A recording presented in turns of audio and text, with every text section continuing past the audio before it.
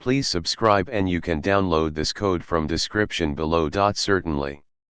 To split a row of data into columns separated by a comma in Python, you can use the split method along with the CSV module. Here's a step-by-step tutorial with a code example. Assume you have a row of data as a string. For example, use the split method to split the row into columns based on the comma, separator. Print or manipulate the columns as needed. If your data involves more complex CSV structures or if you're reading from a file, consider using the CSV module for better handling.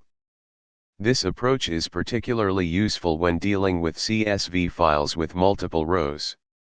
By following these steps, you can easily split a row of data into columns separated by a comma in Python.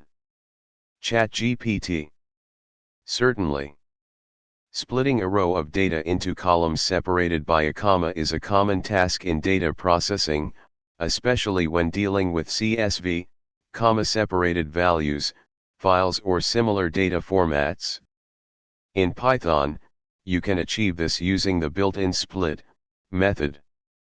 Below is a step-by-step tutorial with a code example. For this example, we'll read a row of data from a string.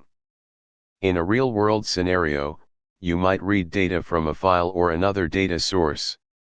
Use the split method to split the row into columns based on the comma delimiter.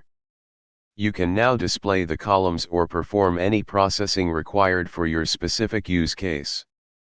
If you need to write the columns to a file or another destination, you can use the appropriate method. In this example, we'll write the columns to a new CSV file. This example covers the basics of splitting a row of data into columns separated by commas. Depending on your specific requirements, you may need to adapt the code accordingly.